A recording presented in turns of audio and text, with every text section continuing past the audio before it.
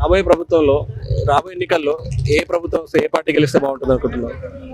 2019 నుంచి ఇప్పటి వరకు మనం జగన్మోహన్ రెడ్డి గారి ప్రభుత్వాన్ని చూసాము. 2014 నుంచి 2019 వరకు కూడా చంద్రబాబు నాయుడు గారి ప్రభుత్వం చూసాము. ఆ ప్రభుత్వంలో పెత్తందారుల వ్యవస్థ అయితే ఉంది, కానీ ఈ ప్రభుత్వంలో పేదలే రాజ్యాధికారం చేస్తున్నారు. కాబట్టి ఈ ప్రభుత్వం ఉంటేనే మీరు ఎవరికి ఓటేద్దాం అనుకుంటున్నారు? అంటే బయటికి చెప్పకూడదు, కానీ నాకు ఈ ప్రభుత్వం బాగుంది కాబట్టి నేను జగన్మోహన్ రెడ్డి గారి ఫ్యాన్ గుర్తుకే ఓటు. ఎందుకని?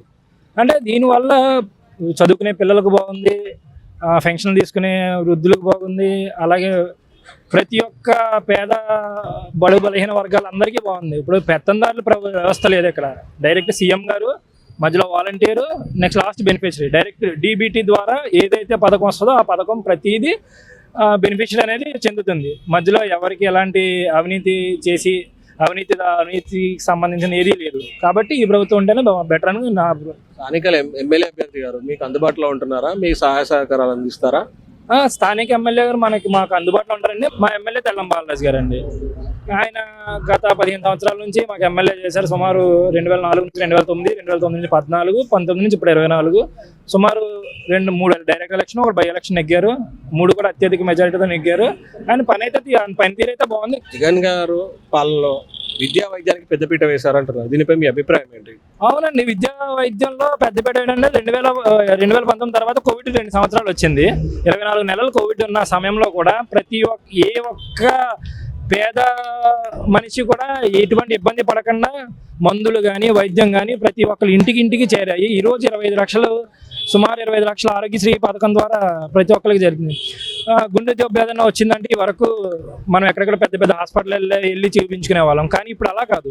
ఇప్పుడు మనకి ఏదైనా ప్రాబ్లం వస్తే 108కి ఫోన్ చేస్తే మనం 108 మనల్ని తీసుకెళ్ళి హాస్పిటల్లో జాయిన్ చేసి అక్కడ మన ప్రాబ్లం ఏంటో చెప్తారు. స్కానింగ్ కొన్ని వాటికి మనం పెట్టుకోవాలి. సుమారు ఒక 1000-1500 వరకు మనం పెట్టుకుంటాం. దాని నుంచి మిగతాది ఏదైనా ఉంటే గవర్నమెంట్ రియంబర్స్ చేస్తుంది.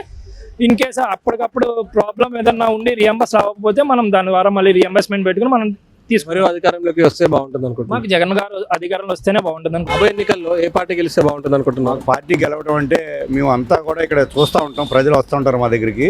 అయితే జగన్ గెలవడం ముఖ్యమండి. ఇక్కడ మీరు ఎవరికి ఓటేద్దాం అనుకుంటున్నారు? జగన్కి ఓటేస్తాం. ఎందుకని? ఎందుకంటే అనేక కార్యక్రమాలు, సంక్షేమ పథకాలు పెట్టారండి. మాకు అమ్మఒడి పడింది, మాకు ఆసరా వస్తుంది, అనేక రకాలు అన్నీ కూడా పడుతున్నాయి మాకు. అందుకని జగన్కే ఓటేస్తామండి.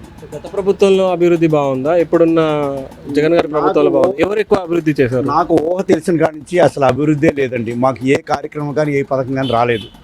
ఇప్పుడు జగన్ గారు వచ్చిన తర్వాత మాకు అనేక రకమైన పథకాలు కానీ ఏదైనా సరే, ఒక కార్డు కావాలంటే మేము ఎక్కడికి వెళ్ళాలి. జగన్ గారి ప్రభుత్వంలో అన్ని సంక్షేమ పథకాలు అందరికీ అందుతున్నాయంటారా?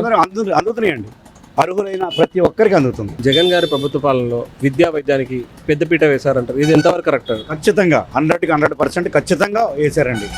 ఒక స్కూల్ కానీ, ఒక వైద్యం కానీ, హాస్పిటల్స్ కానీ ఎంతో మెరుగుపడినాయండి. చాలా బాగా మెరుగుపడినాయి. ఇదివరకు స్కూల్లో మనం వెళ్ళామంటే ఒక ఆడవాళ్ళు బాత్రూమ్కి వెళ్ళాలంటే ఎంతో అసహ్యంగా ఉండేయండి. ఈరోజు మన ఇంట్లో కట్టుకునే దానికంటే బాగుంటాయండి. మళ్ళీ అధికారంలోకి ఎవరు రావాలనుకుంటున్నారు? ఖచ్చితంగా జగన్ గారు రావాలండి. ఎందుకని? అంతే, ఎందుకంటే మాకు మళ్ళీ మంచి జరుగుతుంది కాబట్టి. రాబోయే ఎన్నికల్లో ఏ పార్టీ గెలిస్తే బాగుంటుంది అనుకుంటున్నారు? వైసీపీ. మీరు ఎవరికి ఓటేద్దాం అనుకుంటున్నారు? వైసీపీ, జగన్ గారు. ఎందుకని? అందరికి లంచాలు లేకుండా అందరూ ప్రతి ఒక్కరికి కూడా గ్రౌండ్ లెవెల్లోకి వెళ్తుంది. లంచాలు కింద స్థాయిలో 100, 200, 300 సచివాలయ వ్యవస్థ బాగుంది.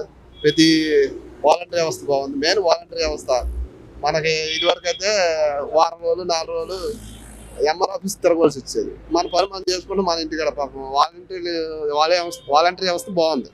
మెయిన్ సచివాలయ వ్యవస్థ మనకి ప్రతి లంచం లేకుండా ప్రతి గ్రౌండ్ లెవెల్లో ఎవరో ఒక్క రూపాయి గవర్నమెంట్ లంచం లేకుండా మన ఇంటికి మన అర్హత ఉంటే అడుగులో ఉన్న అకౌంట్లు పడుతున్నాయి డబ్బులు. అది మెయిన్.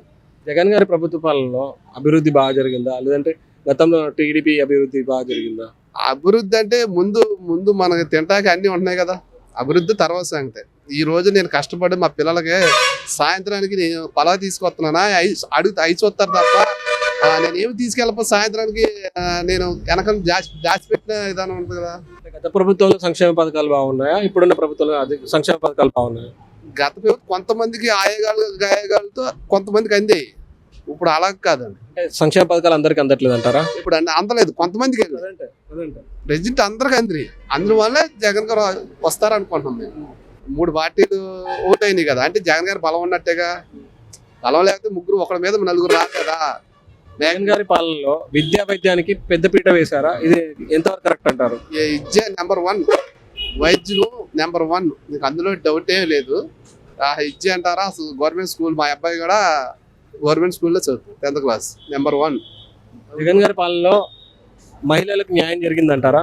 బాగా బాగా జరిగింది. ఎందుకంటే డ్వాక్రా రుణం 5 వరకు చంద్రబాబు నాయుడు చేస్తాను, ఇప్పుడు చేయలేదు. ఒక్కొక్కరికి 20,000 30,000 పడ్డాయి, మంచి బాగా పడ్డాయి. పిల్లలకు బాగా గవర్నమెంట్ స్కూల్ మట్టుకు నెంబర్ 1. అది కొంతమంది టీచర్స్ నచ్చదు, పని చేపిస్తున్నారు.